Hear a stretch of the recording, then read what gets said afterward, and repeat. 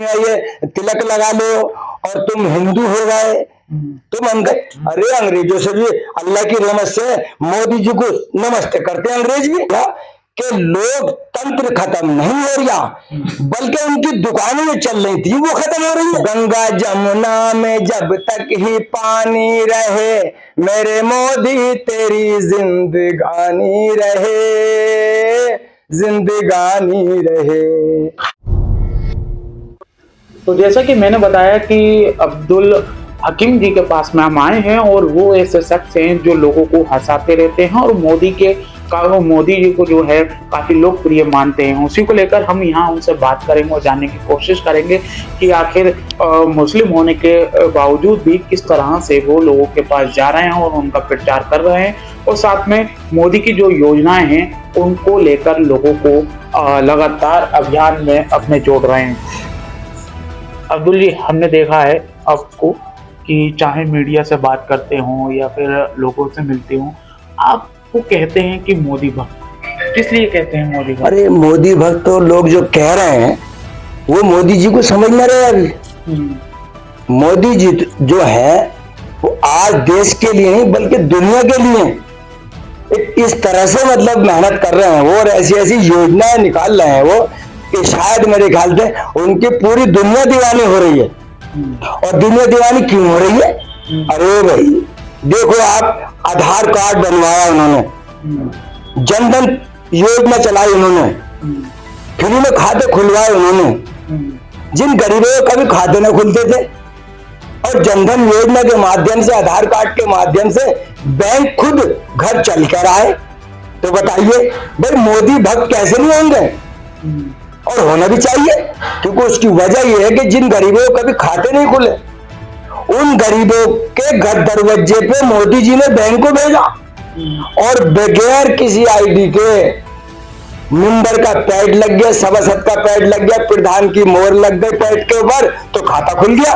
तो साहब हम तो इन योजनाओं को लेके मोदी जी के साथ भक्त नहीं, हम तो दीवाने हैं। अच्छा, हमने देखा है संभल जो है मुस्लिम बहुमूल्य क्षेत्र है, ऐसे में यहाँ पर कहा जा रहा है कि समाजवादी का ये गढ़ है। तो समाजवादी गढ़ में आप जब प्रचार कर रहे हैं तो कहीं अड़चना आ रही हैं? हाँ, अड़चने तो लोग बहुत काफी विरोध करते हैं, बोले ये तिलक लगा लो और तुम हिंदू हो गए। तुम मन करो हम उनसे ये कहते हैं अच्छा हम हिंदू हो गए तो मन करो हम सबका जो रब्बुल आलमीन है वो कौन है? तुम्हारा कौन मालिक है? बोले अल्लाह। तो मन का कल्लू राम का भी तो अल्लाह ही है। भाई फर्क कितना, वो राम कहते हैं और हम अल्लाह कहते हैं। अरे मालिक तो सबका ऊपर वाला ही है? अब मोदी जी को जो ऊपर वाले ने बिठाला है पब्लिक की बात नहीं है, ऊपर वाले ने ही बिठाला देश का सिस्टम सही करने के लिए। ना तो हमारे देश का तो सिस्टम पिछली सरकारों ने, कांग्रेस गवर्नमेंट ने 60-65 साल में कुछ भी नहीं करा देश के लिए। आज देश के लिए मोदी जी को जब से अल्लाह ताला ने बिठाला है साहब, आज में क्या रौनक आई है देश में और क्या विदेशों में रौनक आ रही है। अरे अंग्रेजों से भी अल्लाह की रहमत से मोदी जी को नमस्ते करते हैं अंग्रेज भी। तो बताओ, जब अंग्रेज बेचारे हमारे मोदी जी का सम्मान करते हैं कहीं जाते हैं तो हम कैसे ना करेंगे अपने बादशाह का सम्मान? हम तो करेंगे। बादशाह की बात आप कह रहे हैं तो लगातार विपक्ष जो कह रहा है कि वो कह रहे हैं कि मोदी जब से आए लोकतंत्र को खत्म कर दिया है।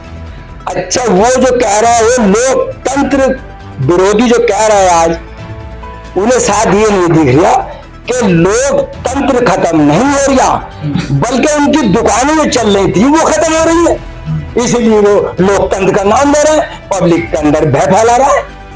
जबकि लोकतंत्र इतना मजबूत होता चला गया देश का कि शायद हमें तो 58 साल की उम्र में अभी तक देश में इतनी तरक्की न देखी जितनी मोदी जी के आने से हुई है। हमने देखा है कि आप सराय तरीन के रहने वाले हैं, काफी लोगों से जुड़े हुए हैं और उन जगहों पर जा रहे हैं जहां पर जो मोदी जी ने लोगों को आवास योजनाएं दी। हमने यहाँ जानकारी निकाली कि 400 से ज़्यादा यहाँ मकान बन चुके हैं या 400 के समथिंग यहाँ बन चुके हैं। तो क्या ये बात सही है कि वो कितने हिंदू हैं कितने मुस्लिमों को यहाँ पर मिल चुका है? क्योंकि आप घूम रहे हैं यहाँ तो 80% इस नगरी सरायतरीन में 80% मुस्लिम आबादी है। मैं समझता हूँ हर वार्ड में कम से कम किसी में 57 आवास मिले हैं, किसी में 50 आवास है, किसी में 60-62 आवास है। और मैं हर मोहल्ला में, हर वार्ड के हर मोहल्ला में जा रही हूँ और लोगों से मुलाकात कर रही हूँ, लोगों को जागरूक कर रही हूँ कि जो आपको प्रधानमंत्री जी की आवास योजना मिली है, उनके मकान पे प्लेट लगी है, उनको दरवाजा हम खटखटाते हैं तो वो आते हैं कि हाँ साहब मिली है। तो मन का आप खुश है मोदी जी की योजना से? बोले हाँ जी खुश है। तो मन का भाई अब इस एहसान जो क्या है मोदी जी ने इतना बड़ा, सगा भाई भी नहीं दे सकता 2.5 लाख रुपए और हमारे मोदी जी ने दिए, तो अब उनके लिए आप क्या कहेंगे? तो वो कहते हैं जी हम तो बटन कमल का दबाएंगे और भैया मोदी जी ने हमें खुश किया, अब हम उनको खुश करें। ये अच्छा, हमने देखा है कि अभी कोविड का दौर हो, लगातार आपके बीजेपी के नेता आ रहे हैं, वो कह रहे हैं कि हमने वैक्सीन दी, हमने फ्री राशन दिया, साथ में मुस्लिम वोट जो है वो हमारी तरफ आ रहा है।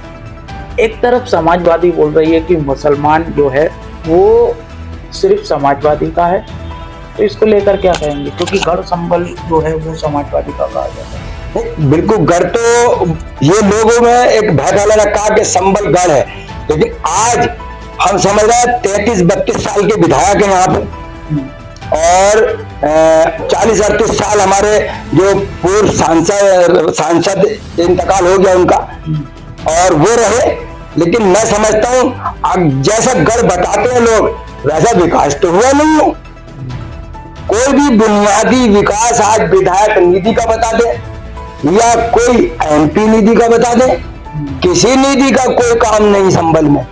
अगर ये लोग अपनी सत्ता में जब रहे, 3-3, 4-4 बार इनकी सत्ता बनी और ये तो संबल में मौजूद रहे, जो बुनियादी निशानियां थी संबल की, अरे वो तक की तो सुधरी ना है। जैसे बुनियादी हमारा एक बाका कुआं है, लोग हर त्योहार पे सरायत्री और संबल के लोग उसको देखने के लिए जाते हैं।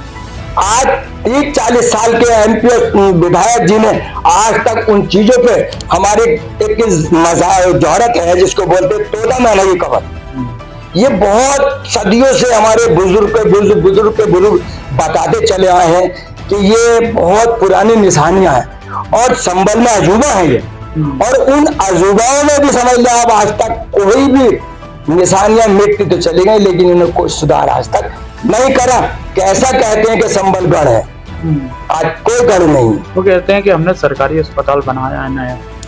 सरकारी अस्पताल उनकी निधि से बना, लेकिन उसमें 25 साल बराबर तो उसमें ये होता रहा कि वो बेड उठवा दिए उस सरकार ने बेड उठवा दिए।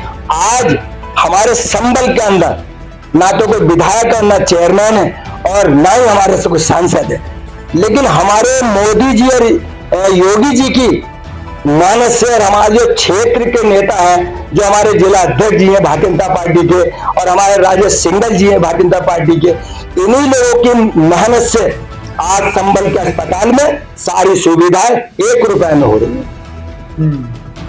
कल तक इन्होंने ये कहा, 2017 से पहले इन्होंने ये कहा कि बहन जी की सरकार आ गई भैया रे, और अब उन्होंने संबल अस्पताल के बेड उठवा दिया, कोई काम ना हो।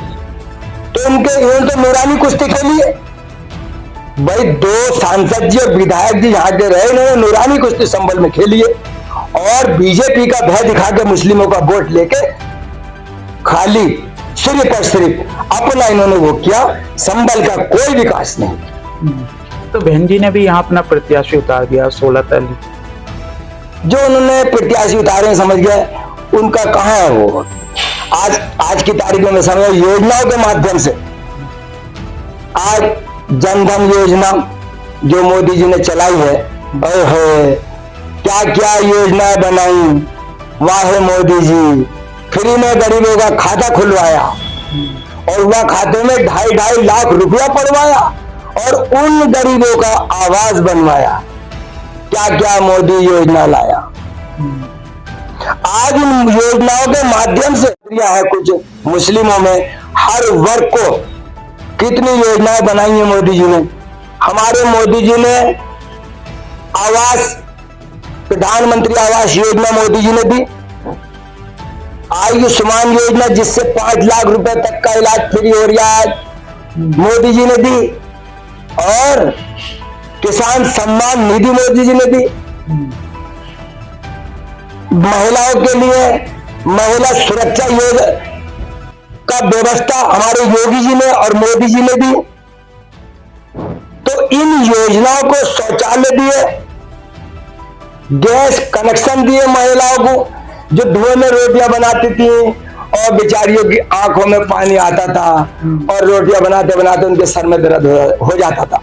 जब से हमारे मोदी जी ने फ्री गैस से कनेक्शन दिए, उन गरीबों का भला हुआ।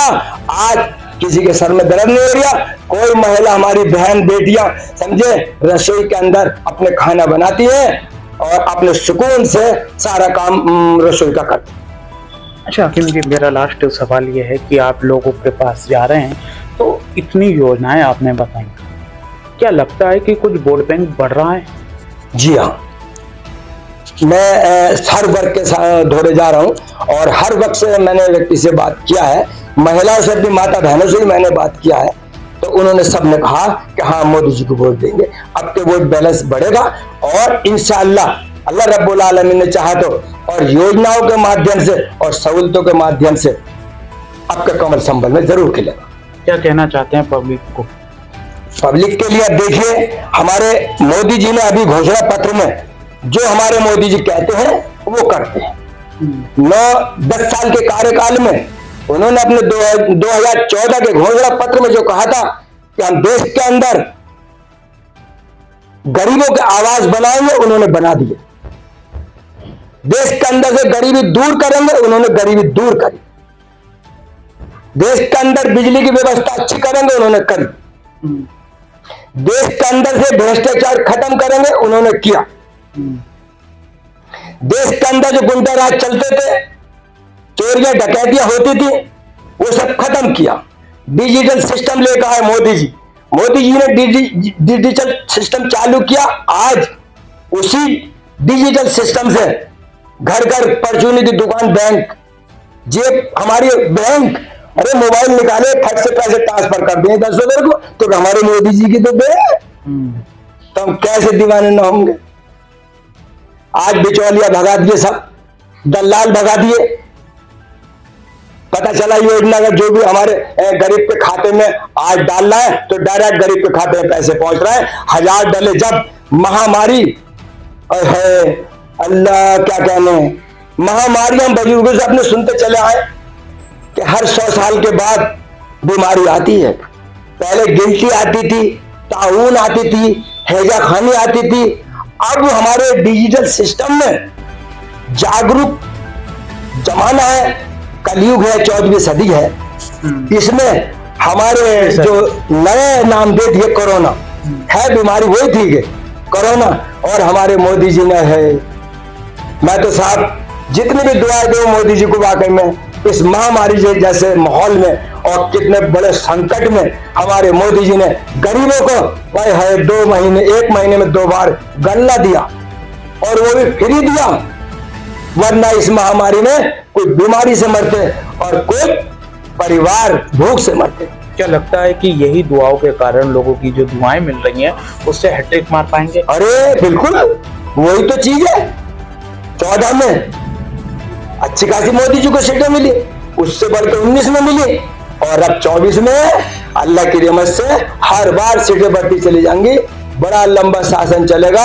उन्हीं गरीबों की दुआ है, गोदे भर भर के देखो सही ऐसी दुआएं देती है। अरे मोदी, अल्लाह तुम्हारा भला करे। हमने कभी इतने पैसे न देखे, हमारे कभी घर न बनते, मोदी जी तुमने हमारे घर बनवा दिए। तो ये मोदी जी की देन, वो दुआएं मोदी जी के साथ है। लास्ट सवाल है कि जिस तरह से आप मोदी बकते हैं तो कुछ उनके लिए डायलॉग हो या फिर कोई कविता हो या फिर कोई गाना हो, वो सुना सकते हैं? बिल्कुल सुनाए। गंगा जमुना में जब तक ही पानी रहे, मेरे मोदी तेरी जिंदगानी रहे, जिंदगानी रहे। चांद सूरज में जब तक ही किरणें रहे, मेरे योगी तेरी जिंदगानी रहे, जिंदगानी रहे। बिल्कुल, ये थे मेरे साथ में अब्दुल हकीम जी। हकीम जी ने बताया कि किस तरह से यहाँ पर जो सरायतरीन में 400 मकान यहाँ पर लोगों को मिले और साथ में जो योजना है वो कहीं ना कहीं मोदी जी के द्वारा जो मिली है उससे कहीं ना कहीं लगता है कि संभल लोकसभा सीट भी बीजेपी जीत जाएगी। अब ये देखना होगा कि 7 तारीख को जनता अपने मत का किस तरह से इस्तेमाल करती है और 4 जून को क्या रिजल्ट आता है। संभल से मेरा जिला के लिए राहुल कुमार।